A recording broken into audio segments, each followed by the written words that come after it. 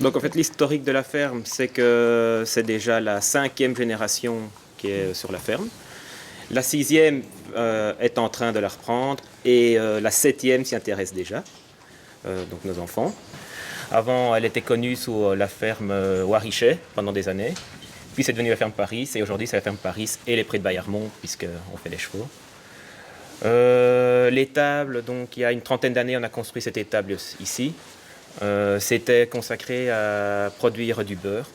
Donc c'était moderne à l'époque, où on avait une laiterie où on produisait une grosse quantité de beurre, où on était quand même fort connu dans la région, où même des gens de Bruxelles se déplaçaient pour acheter le beurre ici, comme il avait un goût spécial, il avait un goût de noisette.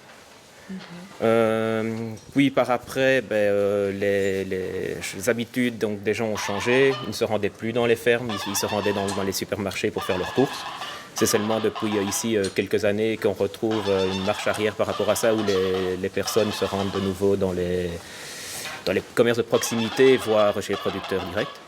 Donc c'est pour ça qu'alors à l'époque, quand on a arrêté, il a fallu se diversifier dans autre chose. Et c'est pour ça que Cécile, qui était passionnée par les chevaux, a fait les chevaux. Et ça fait déjà la 17e année qu'on fait les chevaux. En fait, on développe, pour être concret, on a 3 activités. Donc on a le manège, enfin les écuries privées, on a l'élevage et on a aussi les cultures. Donc on a changé donc, de cheptel il y a plus ou moins une dizaine d'années. Donc auparavant c'était des blancs bleus mixtes donc, qui produisaient du lait justement pour le beurre et de la viande. On s'est quand même rendu compte que le blanc bleu c'était quand même il fallait beaucoup de problèmes, il fallait l'intervention de l'homme pour pouvoir justement comment dire faire les césariennes. Pour s'en occuper, puisque le blanc bleu les 3/4 c'était quasi tout était par 100%. césarienne. Oui, 100% c'est par césarienne.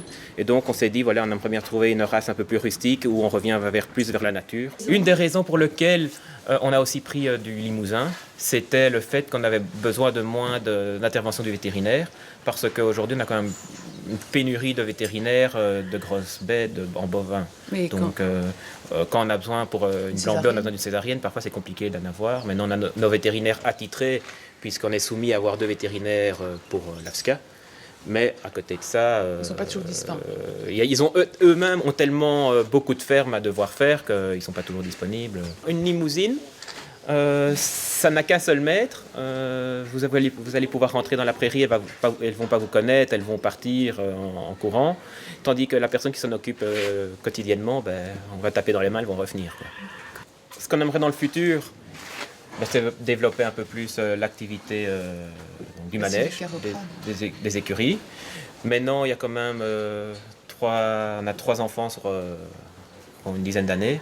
Donc, ce qu'on souhaiterait, c'est quand même que ça ne s'arrête pas là et que la 7e génération reprenne l'activité et le patrimoine. Quoi. Maintenant, est-ce qu'on aura assez de terre pour... c'est ça, voilà. Maintenant, il faudra revoir, parce que l'agriculture, toutes les décennies changent. Il faut évoluer. Donc, ils travailleront plus de la même façon que ce que les grands-parents travaillaient, ou bien que nous, mais qu'à terme... l'agriculture, il faut régulièrement se réinventer. En fait, le problème qu'il y a ici dans le Brabant wallon, c'est qu'on a une pénurie de terre. Les maisons poussent comme des champignons, donc il y a trop peu de terre pour tout le monde. Et on doit s'éloigner. Et donc, des fois, on va acheter du foin, on l'a pas. Voilà. Aujourd'hui, nous, on doit de plus en plus chercher loin notre fourrage. Auparavant, on avait tout ici. Maintenant, on doit faire plus ou moins une vingtaine de kilomètres autour pour pouvoir... Si on n'a pas assez, continuer à aller chercher du foin ailleurs, quoi. Parce qu'avec la sécheresse aussi, il y a moins de foin. Auparavant, les grands-parents tournaient dans un rayon d'1 kilomètre autour de la ferme. Nous, aujourd'hui, on tourne dans un rayon d'une vingtaine de kilomètres, quoi, pour pouvoir simplement... Et du coup, c'est investir dans du matériel sûr, parce que on a dû investir ici, on a dû investir dans un plateau pour pouvoir aller chercher les ballots de paille et de foin parce qu'il y a de la plus loin. Mais ta remorque. L'investissement aujourd'hui, c'est surtout pour pouvoir aller loin. Enfin, voilà. En fait, à un certain moment, ce qu'on essaye de trouver, c'est la juste balance entre ce qu'on produit à moindre coût ou bien ce qu'on peut... En fait, c'est ça notre balance, c'est que c'est bien d'avoir 200 vaches, mais s'il faut aller acheter à l'extérieur beaucoup plus cher pour pouvoir les nourrir, au niveau, à la fin, au niveau rentabilité, on n'y est pas, quoi. Donc c'est ça. Du coup, tu n'aurais pas non plus des vaches aussi calmes. Hein. Bah, 200 vaches. Ah oui, et aussi le fait, c'est ça aussi le fait. C'est pas fait. être aussi proche de 40 vaches que de 200. En fait, dans les chevaux, sauvages, aujourd'hui, on est arrivé à son maximum avec 25 chevaux, comme c'est uniquement Cécile qui fait les chevaux. Parce qu'il faut quand même un minimum de qualité, parce que moi, je connais mes 25 chevaux par cœur, mais j'en aurais 40. Je sais pas être autant... En fait, le problème qu'il y a, c'est ça. Cécile avec 25 chevaux, où elle sait vraiment quel cheval a... C'est ça. Quel caractère, quel problème, elle a un point d'attention. Les vaches, c'est pareil. Ici, avec 40 vaches, je les connais. Dès qu'il y a quelque chose qui ne va pas au niveau santé, on le voit. On les voit, elles sont calmes et tout ça. Tu vois peut-être trop tard en fait. Hein. Ce qui est malheureux, c'est qu'on ne gagne pas plus pour ça. Quoi. Les prix des terres ont monté énormément dans le Brabant wallon. Et puis, celui qui investit dans de la terre, c'est un capital sûr.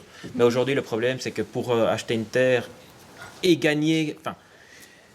savoir la payer uniquement avec ce qu'elle nous rapporte, c'est impossible. Quoi. Aujourd'hui, nous, on ne joue pas trop en circuit court dans l'alimentation locale. Mais un des futurs, ça serait justement ça, que nos enfants développent, à mon avis, seront obligés de développer cette activité-là, c'est-à-dire faire du local, faire des légumes, peut-être justement valoriser la viande, nos bêtes ici par ce biais-là, quoi.